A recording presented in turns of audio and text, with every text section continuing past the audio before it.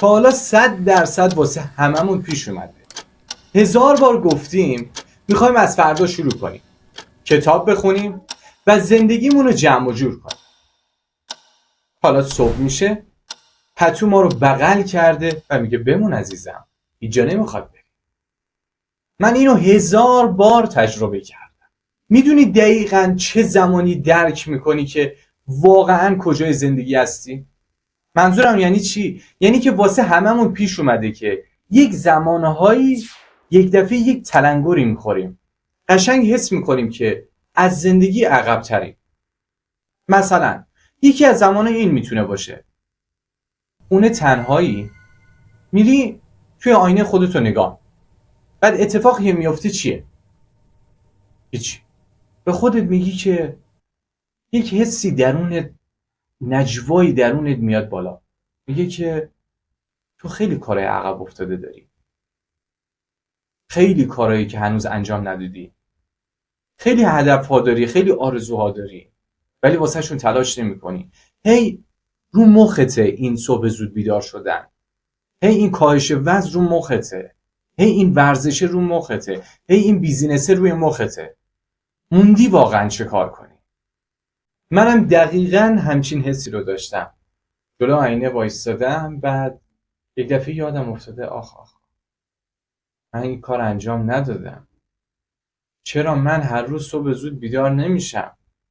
همش به خودم میگم که یعنی این حس درونم منو اذیت میکنه، یک زامبی داره خون من از تو میچشه. بعد چه کارش کنیم دقیقا؟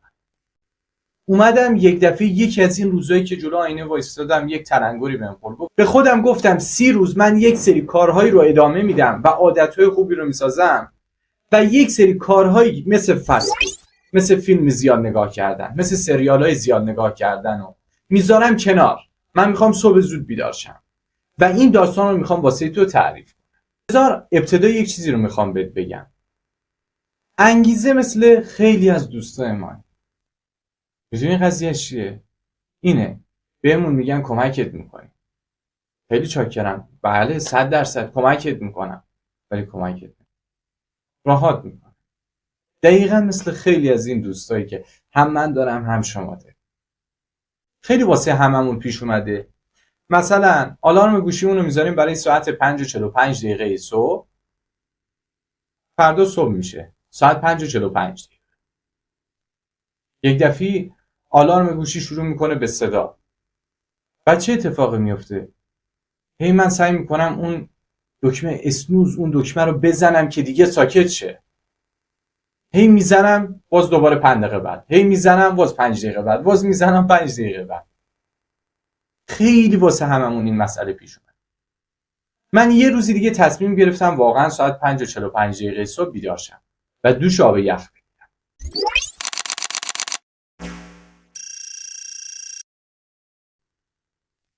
وقتی صبح شد، صبح ساعت 5:45 هی هرچی این دکمه اسنوز رو میزدم، هی این دکمه این که آقا تموم شه، ساکت شه، ساکت نمیشد. بالاخره کل زمین و آسمون اومد به ما کمک کرد و ما تونستیم از خواب پاشیم، رفتیم زیر دوش آب یخ. اون لحظه رو هیچ وقت یادم نمیره. تمام بدنم داشت بهم میگفت که تو باید از زیر دوش بیای کنار.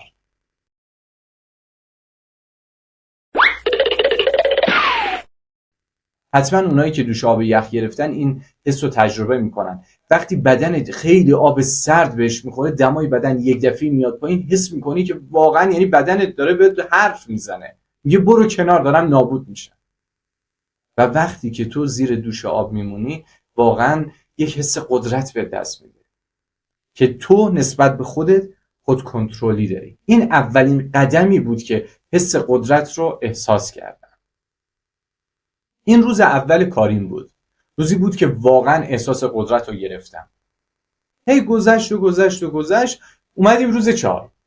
روز 4 با دوستام رفتم بیرون. با هم رفتیم فست فودی.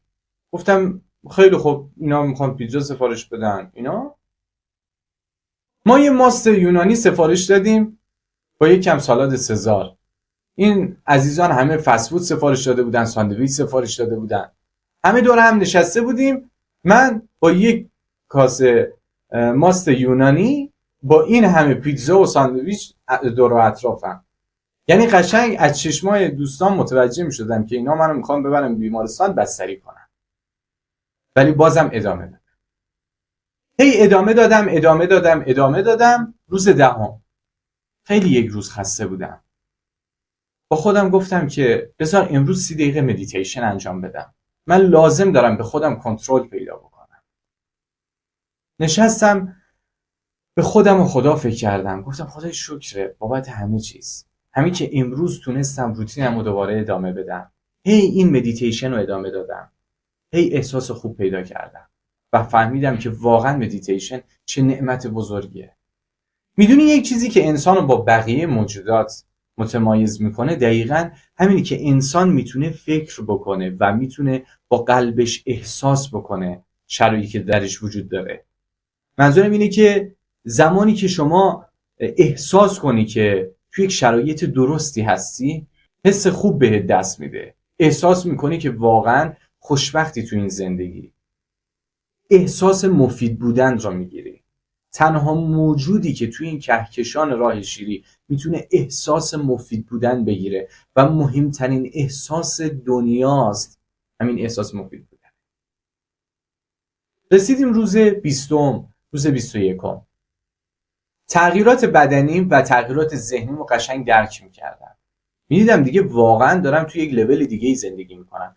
مدار من با مدار اطرافیانم خیلی فرق میکرد. مسائلی که من در موردش صحبت میکردم، کتابایی که میخوندم، تو مسیری که حرکت میکردم کاملا با بقیه متفاوت بود. رسیدیم به روز 30. دوباره من ساعت 5:45 صبح بیدار میشدم. ولی من 5:45 بیدار نمیشدم دقیقاً. چرا؟ چون گوشیمو ساعت 5:45 روی هشدار میذاشتم، ولی همیشه من 5 دقیقه زودتر بیدار میشدم. مغزم آپدیت شده بود، لول آپ شده بود و تمام هورمون‌های بدنیم تنظیم شده بود که زودتر از ساعت 5:45 صبح بیدار شم. پس من احساس خوشبختی میکردم. پس من انگیزه داشتم. چرا؟ چون زمانی من بیدار میشدم که خیلی خوابن. من شاید 4-5 ساعت از بقیه زودتر بیدار میشدم و اتفاقی که میافتاد این بود که از رقیبام خیلی جلوتر بودم. این احساس بسیار خوبی رو ایجاد کرد و هنوز که هنوزه این روتین رو ادامه میدم و دیوانه‌وار میرم جلو. چرا؟ چون پیشرفتشو هر هفته، هر روز و هر ثانیه توی زندگیم میبینم. ببین، پس اگه تو هم میخوای رشد کنی باید خودتو بیاری داخل مشکلات، بری داخل ترس‌هات. چرا؟ چون اینا عامل رشد تو هن. مغز انسان از لحاظ علوم اعصاب به صورتیه که باید چالش باشه تا سالم باشه. اگر از عضله استفاده نکنی بعد از یه مدتی عضله تحلیل میره. مغز انسان مثل عضله است. یک تحقیقی انجام شده توسط دانشمندان علوم اعصاب و علوم روانشناختی. علوم روانشناختی یک علمیه بین علوم روانشناسی و علوم اعصاب. یعنی چی؟ یعنی شما یک سری کارهایی که در زندگی انجام میدی چجوری روی مغزت اثر میذارن. اینو علم علوم شناختی مورد بررسی قرار. اونا به یک نتیجه رسیدن. فهمیدن که مغز انسان یک خاصیتی داره به نام نوروپلاستیسیتی، یعنی انعطاف پذیری. انعطاف پذیری یعنی چی؟ انعطاف پذیری یعنی مغز شما بر اساس شرایط شما با هم مچ میشن، با هم کنکت میشن، با هم متصل میشن. یعنی چی؟ یعنی اگر حس کنی که تو در شرایط راحتی هستی دیگه پیشرفت نمی‌کنی. چرا؟ چون اون نوروپلاستیسیتی شما یا انعطاف پذیری مغز شما کمه، دوست نداره کاری رو انجام بده. ولی وقتی که خودتو توی چالش‌های متفاوت قرار میدی این نوروپلاستیسیتی هی بیشتر و بیشتر و بیشتر و بیشتر میشه. این انعطاف پذیری فوق‌العاده باعث پیشرفت تو میشه. پس هر آنچه من بیشتر خودم رو توی ترس هام ببرم، بیشتر توی مشکلاتم ببرم، اتفاقی که میفته چیه؟ مغزم، اون ویژگی مغزم به نام نوروپلاستیسیتی یا انعطاف پذیری مغزم بیشتر میشه و اینطوری احساس مفید بودن بیشتری میکنم. بنابراین اگر میخوای رشد کنی باید بری تو دل ترسات، بری تو دل مشکلاتت. اگر میخوای واقعا یک شناگر قهار بشی، یک شناگر ماهر بشی، باید شنا کنی در این استخر. باید شنا کنی در این استخر زندگی. نه اینکه واقعا کتاب شنا رو بگیری در مورد اصول غواصی بخونی. نمیشه عزیزم. تا زمانی که صبح زود بیدار نشی، تا زمانی که به خودت زور نکنی که من بیدار شم، بیدار نمیشی. اون نوروپلاستیسیتی یا انعطاف پذیری مغزت کمه، نمیشه. باید درد بکشی، باید واقعا تلاش کنی، به زور وادار کنی خودتو تا صبح زود بیدار شی، ولی بعدش خیلی قشنگه. آدم‌های موفق از همون ابتدا که به دنیا اومدن با اراده نبودن عزیزم. همه مثل هم بودیم. اراده مثل یک عضله است. باید هر روز بهش تمرین بدی تا این عضله قشنگتر بشه، تا ارادت قوی‌تر بشه و این اراده تو همه عادت‌های زندگی تو رو رشد بده. پس همیشه یادت باشه اگر میخوای نوروپلاستیسیتی مغزت زیاد بشه، انعطاف پذیری مغزت زیاد بشه، بعد به خودت زور کنی. باید تلاش کنی که صبح زود بیدار شی، مثلا کتاب بخونی، روتین خوب بسازی. یادت باشه از این سم اراده مثل یک عضله میمونه، باید هر روز پرورشش بدی تا این عضله قشنگ بشه، تا این عضله باعث بشه تو همیشه تراوت خودتو حفظ بکنی و عادتهای خوب تو زندگیت بیاری. هر جا حس میکنی که مغزت، فکرت بهت اجازه نمیده که به سمت جلو حرکت کنی، فقط میخوام به این فکر کنی تو سال آینده داری توی رویاهای امروزت زندگی میکنی. اگر من خواسته باشم سال بعد توی رویاهایی که امروز دارم، اهدافی که امروز دارم زندگی کنم، پس واسه شون تلاش میکنم. همیشه به همین فکر کن. این هیچ وقت باعث نمیشه که تو بخوابی، باعث نمیشه که تو خیلی زیاد استراحت کنی. همیشه دوست داری ادامه بدی. چرا؟ چون تو میخوای سال بعد تو رویاهای امروزت زندگی کنی.